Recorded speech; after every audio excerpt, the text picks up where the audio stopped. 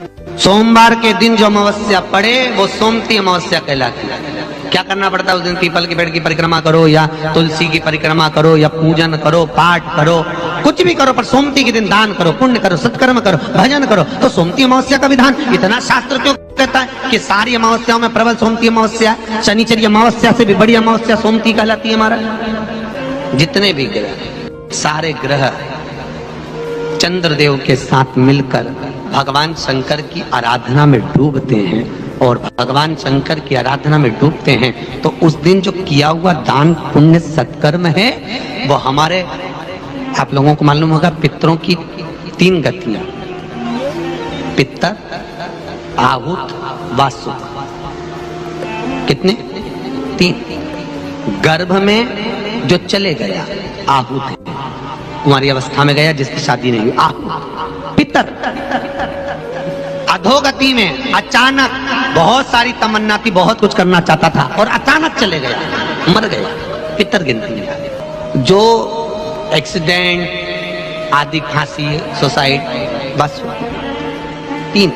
शास्त्र कहता है सोमती अमावस्या के दिन ये तीनों आहुत, पितर, वासुक, जहां पर घर की कुल की माता पीपल की परिक्रमा करती है या तुलसी की परिक्रमा करती है या पूजन करती है या दान करती है सोमती अमावस्या के दिन, तो ये तीनों को उसका भाग प्राप्त हो जाता है और तीनों तर जाते हैं। फिर उनको पिंड की जरूरत नहीं पड़ती महाराज, उनको तर्पण की जरूरत नहीं पड़ती। इसलिए सोमती अमावस्या का क्रम हमारे हिंदू धर्म में ज्यादा वर्णित। जिस नारी के ऊपर पितरों की छाया होती है, घर के बुजुर्गों की, घर के पूर्वजों की छाया होती है, ध्यान देना, वही व्रत श्रेष्ठता से कर पाती है। व्रत की श्रेष्ठता उसमें अपने आप आ जाती है। अगर उसके साथ में अगर पितरों की कृपा है, तो पूर्वजों का अगर आशीर्वाद है, तो व्रत वो अच्छे से कर सके। सहज भाषा में समझ लीजिए, बहुत अच्छे से समझना इस बात को, कि मान लो, एक सरल भाषा में आप और अच्छे से समझिए उसको, बहुत अच्छे से,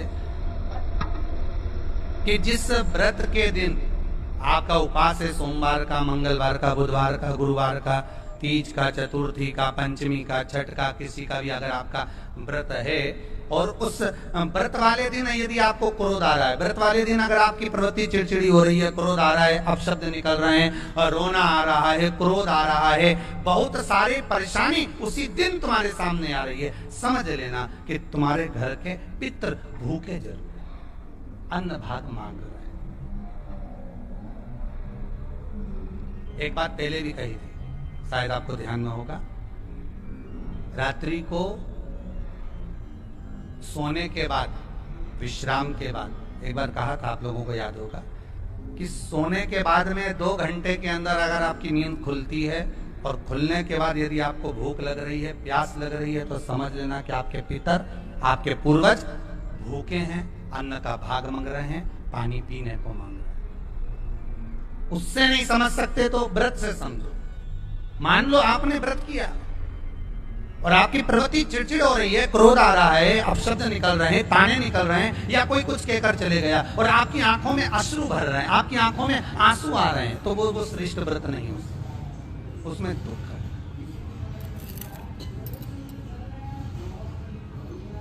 पुष्प ताजा है तो आप भगवान को दोगे, सही है कि गलत? केला अच्छा है तो भगवान को दोगे, वो काला पड़ गया तो तुम भगवान को दोगे क्या? अंदर से गल चुका है तो भगवान को दोगे क्या? नहीं, आप भगवान को दोगे। कोई फल ताजा है तो आप भगवान को दे दोगे, कोई पुष्प ताजा है, अच्छा है तो आप भगवान को दोगे। अगर पुष्प मुरझा गया तो भगवान को दोगे क्या? पुष्प बेकार हो गया तो भगवान को दोगे क्या? नहीं। उसी तरह व्रत होता है, उसी तरह हमारा व्रत है। जिस व्रत में हमको क्रोध आ रहा है, जिस व्रत में हम चिड़चिड़े हो रहे हैं, जिस व्रत में हम अपशब्द कर रहे हैं, जिस व्रत में हमको रोना आ रहा है, जिस व्रत में हम किसी की बात का ठेस हमको पहुंच रहा है और हम क्रोधित हो गए, हम रो दिए, हम चिड़चिड़ हो गए, समझ लेना वो फूल मुरझा चुका है, वो व्रत तुम्हारा बेकार हो चुका है, उसको भगवान स्वीकार नहीं कर। और जिस व्रत में आपके चेहरे पर प्रसन्नता, हम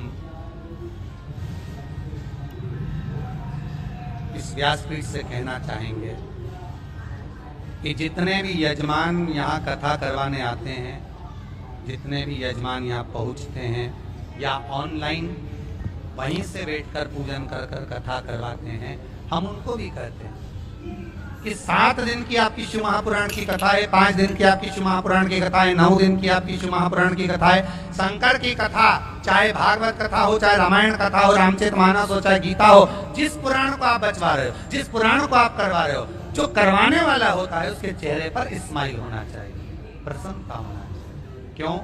क्योंकि इस पुराण को आप अकेले नहीं सुन रहे, इस पुराण को आपके पितृलोक में विराजमान पितृ पूर्वज भी श्रवण कर रहे हैं। जितनी आपकी चेहरे पर प्रसन्नता होगी उतनी आपके पूर्वज भर भर कर आशीर्वाद देंगे। 7 दिन तक, जब तक आप कथा का रसस्वादन कर रहे हो, कथा श्रवण कर रहे हो, 7 दिन तक आपके चेहरे पर अगर प्रसन्नता है तो पूर्वजों का आशीर्वाद आप पर बना हुआ।